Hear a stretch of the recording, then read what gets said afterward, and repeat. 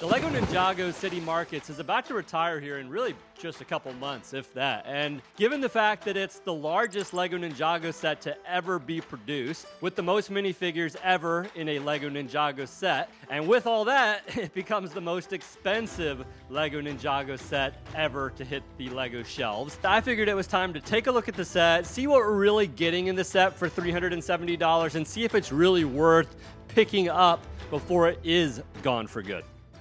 So for some real quick context, if you're not aware, the LEGO Ninjago City line of sets has kind of become a thing over the last 8 years. When the original LEGO Ninjago City set came out back in 2017. I built this set back, I think, in like 2019, 2020, and to this day, it's still one of my favorite sets of all time. LEGO followed that set up with the LEGO Ninjago City Docks in 2018, which is selling for some wild prices. And then after LEGO Ninjago City Docks, there was kind of like a dark period for about 3 years.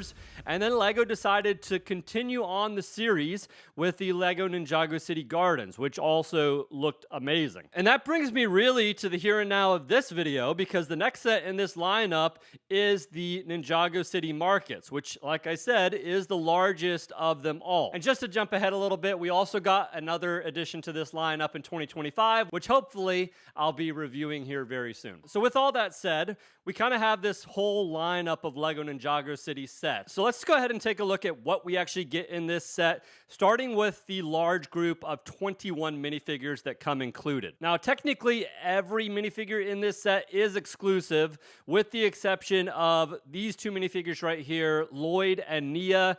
Both of these are repurposed from previous Ninjago sets, but I gotta say, I like the look of both of them. They both look really good, and the printing is good on these as well. Now, all the rest of them, like I said, are technically exclusive, albeit a lot of them are pretty much just generic minifigures that, yes, haven't been made before, but in my opinion, there's nothing super special here. So here is the list of all the other technically exclusive minifigures from the cheapest to the most expensive. The first and least expensive minifigure in this set is going to be the street vendor. Nothing special here at all. Then we get the tea vendor, which is a little bit better. I do like the printing on the torso. Dojo Kid is next. I like the fact that she's got one red and one white arm, and then also, again, the torso printing is nice on this one. Sushimi Chef here is pretty cool. Again, I like the torso. I like the logo on the front and then on the back as well. Also, the facial expression with the sweat is kind of funny. Then we come to our next exclusive minifigure here with the Borg store employee. She has a little name tag on her torso, which is nice, and then a smartphone in her hand showing Apple Pay, I'm assuming, with the credit card there. We get a pretty generic baker here, which is nothing special. Then we move on to Vinnie Folsom, which again is nothing super special here for me. He does have the movie camera in his hand, which is kind of cool. The boat vendor is next, and this is probably my favorite one up to this point. I do like the outfit here in the sand green color with the hat. It is still relatively a generic minifigure, but I do like the look of it, and it feels good in this set. Then we're going to come to the Gail Gossip minifigure. It's a cool minifigure. I like the torso, but again, not really blowing me away in any way. Now, Blacksmith Kai is a minifigure that I actually do think looks pretty cool. And actually, if you notice those legs, those are actually the same legs we saw in the new Outlaw Forest Den from the Bricklink series program, which I was actually surprised to see. But I like the sword here with the translucent look. I just like the blacksmith look. I think it's a cool minifigure for this set, and that's probably one of my favorites up to this point. Now, just a note here, I've already talked about 10 exclusive minifigures, and we still haven't even broke the $5 mark in value. So not looking too good, I'm just going to be honest. Moving to the next minifigure is Detective Zane. He is definitely going to be my favorite minifigure in this entire set, no doubt. I love the all grayed out look of Detective Zane here. We've had lots of Zane minifigures in the past, but this is the first version of a Detective Zane. And I gotta say, I love the noir feel of the minifigure. He's got the magnifying glass, so great looking minifigure with some great looking printing on his face and on his torso. Hound Dog McBragg is definitely going to be my close second, maybe third top minifigures in this set. I really like the look of the printing on his torso there with like the gold sheriff's chain, the vest, the sunglasses, all just really come together nicely and just makes for a really good looking minifigure. Urban Sora here is next, and she's a pretty good looking minifigure. She's actually the only minifigure in this set with printing on the arms, which is nice, but it also at the same time it's kind of disappointing that that's the only minifigure that gets arm printing when it's a set of this expense and this size. But outside of that, we have had many versions of Sora in the past in different Ninjago sets, but still a cool minifigure to include in the set. Cyrus Borg in his wheelchair is the next minifigure here. Pretty plain looking minifigure, nothing super special. This is actually the second version of Cyrus Borg that we've had. He came in another set back in 2014, and I gotta say that version was totally epic, looks amazing. This version here is relatively plain, but still a nice addition to the set. Racer 7 is the next minifigure here, and for all those Bionicle fans, you will really like this minifigure with that Bionicle mask front and center printed right on her shirt or torso. But outside of that, it's a relatively plain minifigure, but the torso is definitely the highlight. Then we come to Aaron here, which is a good looking minifigure. I like the color palette. You've got a little bit of a lighter orange and then a darker orange for the arms, and then also the blue pants with also the printing there. But we've had multiple versions of Aaron in the past, and this one also is a good looking minifigure. Dareth is next here. Definitely got the Elvis look going on. The hair is definitely the highlight, but got a couple accessories, nice printed torso as well. Misdemeanor is definitely going to be up there in my top 3 with Detective Zane and Hound Dog McBrag. Really great looking minifigure, beautiful printing on the torso and on the legs. Nothing on the arms, unfortunately, again, but you got the mohawk going on. You got the whole flamethrower backpack with the flames coming out, so they really did a good job on this minifigure. Now, the last minifigure we get here, which is also the most expensive, is Camille, and I'll be honest, I think the minifigure looks good. I like the printing on the torso and on the legs. It's a cool looking minifigure, but I don't really think it's anything amazing. I know most of the value is probably in the character herself, with this being the first time we've gotten Camille in an actual LEGO minifigure, but still not an amazing minifigure, and even with that, we still haven't even broken the $10 value, which with all the 21 minifigures in this set, I would have thought we would have had some pop off and get well into the 20s or 30s, but none of these minifigures got above 10, and we definitely are going to be talking more about that here in just a little bit. So now to jump into the build itself, and I'm going to be frank, there is a ton of details and things to find in this set when you're building it. It's tons of fun, but with that, we get 3 full sticker sheets, and I'm typically not one to really complain too much about the stickers, but 3 pretty large full sheets of stickers is definitely excessive in my opinion. We do also get 3 manuals with the set, and unfortunately as well, there's also no real context or storytelling in the front of the first manual. But we're going to start off at the bottom here, because at the base of this are 2 32 by 32 base plates. This is the first LEGO Ninjago City set to get 2 32 by 32 base plates. So again, the largest LEGO Ninjago City set up to this point. On the base here, one thing I love about all the Ninjago sets is the blue translucent water that you get. Again, these Ninjago City sets are kind of set on the water, so it's really cool just to have the water kind of combed in throughout the sidewalks and the bridges, so it looks really good. I also want to point out the very nice usage of the lime green samurai swords for like these different reeds that are poking up around the sidewalks and from the water. Looks really good. Now, the first thing that you're going to notice on this first level here is going to be this really nice bridge that kind of spans the gap between the 2 32 by 32 base plates. It's got this really nice red railing, which really pops. We also have this nice little market boat with some fresh vegetables on it, as well as a market stand at the back here, which also, again, has some more vegetables and different things for sale. There are tons of really nice parts usage for columns and different ways that they've decorated the columns that just really pop and really look good as you kind of move throughout the build. Now, on the left side here, we get several different buildings. We first get a bakery, and the first glance at it is that it's not overly accessible, but the really nice thing that they did here with designing this is they allowed a lot of these different buildings to be accessible by either taking a wall out or by pulling the entire floor out so that you can actually get to it. So we can see by pulling out the bakery here, we have full access to it. You can see the stairs, the different baked goods. That's one of my favorite marketplaces or stores here in the build. Right behind that, we have Kai's Blacksmith Shop. A lot of cool details in there, as well as right right above that, we can actually pull this wall out here and we can get access into Kai's room. Now, it's a little bit tight, I'll be honest. However, again, there's a lot of detail being packed in here and a lot of things that are crammed into this set. So I can be okay with it, even though I wish there was a little bit more space. Over on the right side of the base here, a couple things to point out. I really liked how they had kind of the water coming out of the sewer line here, or at least I hope it's water kind of pouring out into the river here. This is also where people are going to get on the cable car. We had the whole kind of cable car entry, and I'll talk about that here in a second. And then one other thing that I really liked here as well is it's a sticker, but they do have a stickered kind of poster here of the Temple of Celebration. I have that set. It was actually an employee gift, I think in 2021, if I'm not mistaken, but I really like the nod to that set here on the front of the set. And then if we look at the back of the set here, we again have another little store that can be accessed by pulling out the rear wall. And then also I'll point out here outside here on the wall, we actually have a missing poster of the infamous goat, which I thought was really cool. Kind of moving around back to the back here again, we have a couple more posters that are kind of up on this central column holding up the top second area. And then also we have a poster here on the wall, again, sticker of Hound Dog McBragg, which is kind of cool. Now moving up to the second level, if you will, this is where we get kind of the main feature of this set, and that is going to be this bright yellow cable car sitting right in the center of the build. This is an amazing little feature to this set, and it really makes the set pop.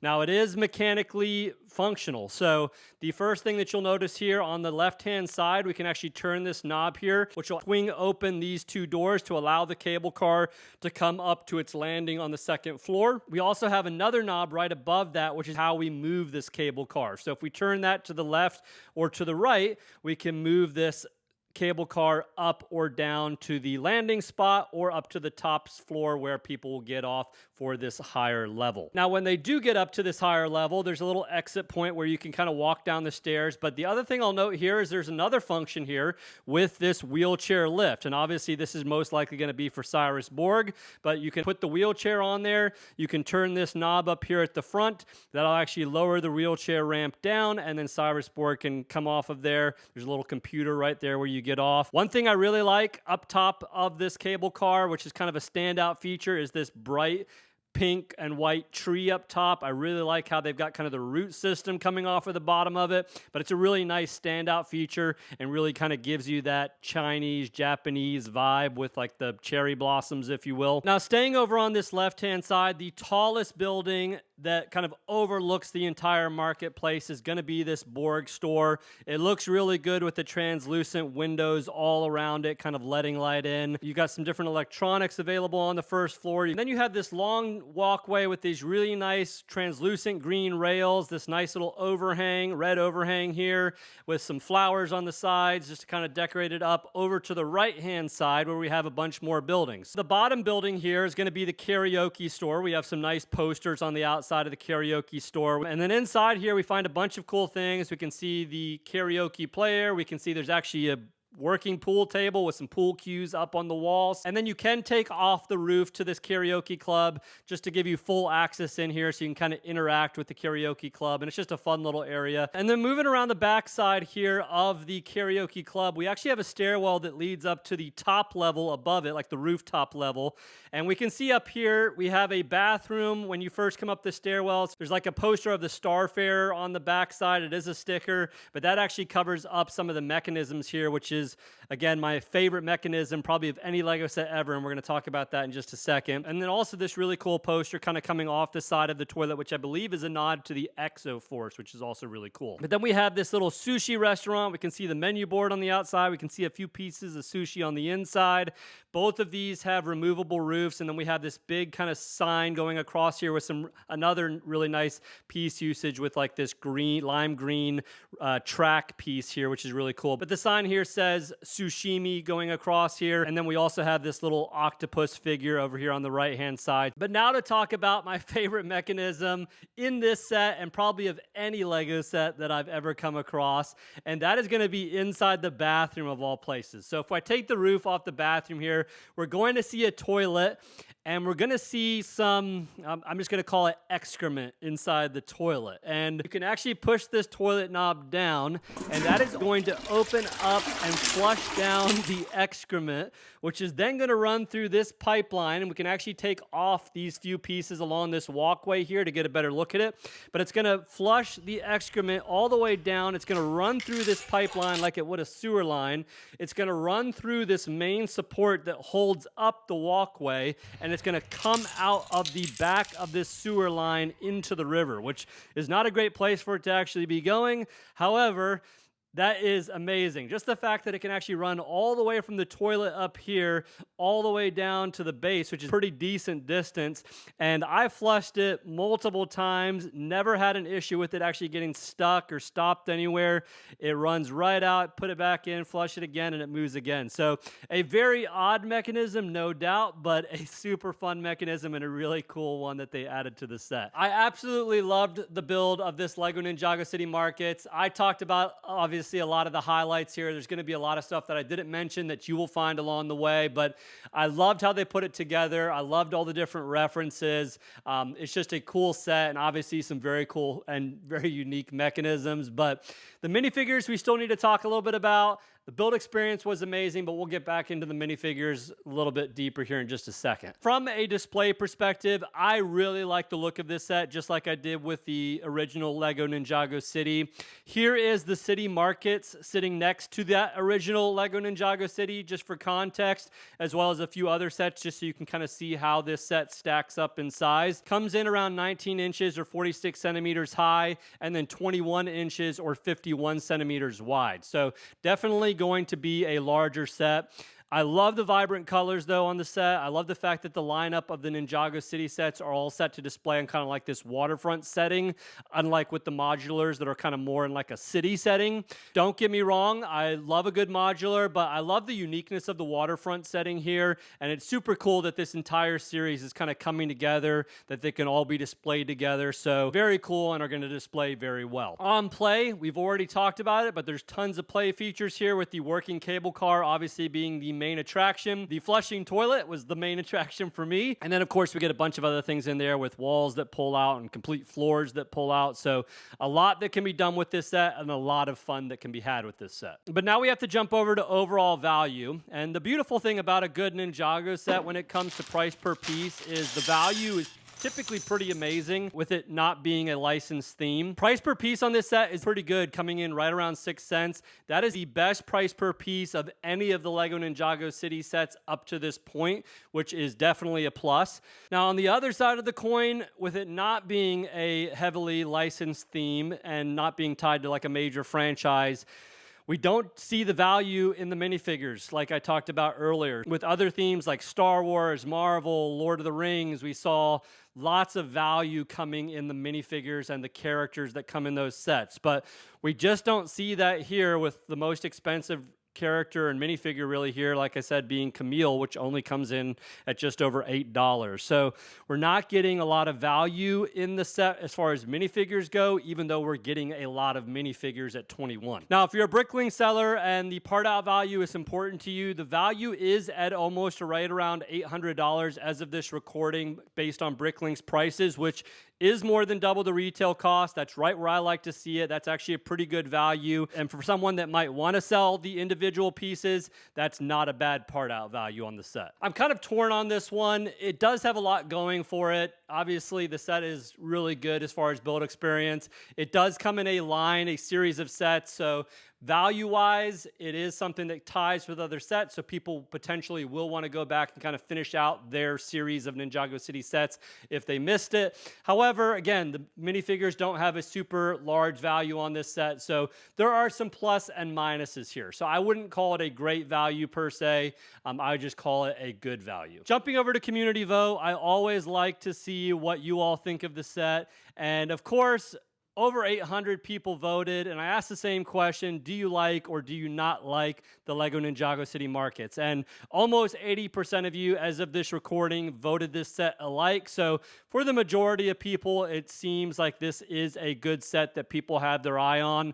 Obviously, there is that kind of small group of people that don't like the set, and I'm assuming it's not so much the set, it's probably more people that are just not Ninjago City fans or Ninjago fans as a whole, which is definitely understandable. Not everyone is going to be into the Ninjago theme. Again, I wouldn't call myself a super fan of Ninjago either, but it is interesting to see what you all thought, and I think overall it is a pretty favorable vote on the Ninjago City Markets if you want to know where the community stands. Should you consider buying this $370 LEGO Ninjago City set, or should you leave it on the shelf? Totaling up all the grades on this set, it's going to fall at a total max grade of 79 out of 100. That's going to put this set into the consider buying this set category. It's not going to be a must buy, and I don't know that I would consider this set a must buy either, just with some of the drawbacks, but I do think it's a very cool set, and I think if you're a Ninjago fan or a Ninjago City fan, this probably is one that you're not going to want to miss out on. But with that said, $370 is not a small price tag. So it's something to think about, something to consider. It probably is going to leave the shelves before December. I would think we're already starting to see some sets sell out well before that December time frame, like with Diagon Alley. So keep an eye on it. Maybe they'll run a discount. They did run a discount, if I remember correctly, last year on the Ninjago City Gardens, which brought the price down, made it just a little bit more affordable, and made it easier for some people to make a decision on that one to pick it up. So maybe we'll see that on the Ninjago City Markets. Keep it on your radar. Hopefully this video helped you a little bit in figuring out whether you do want to pick it up or don't. But as always, thanks for watching, and here is a couple more videos for you to check out.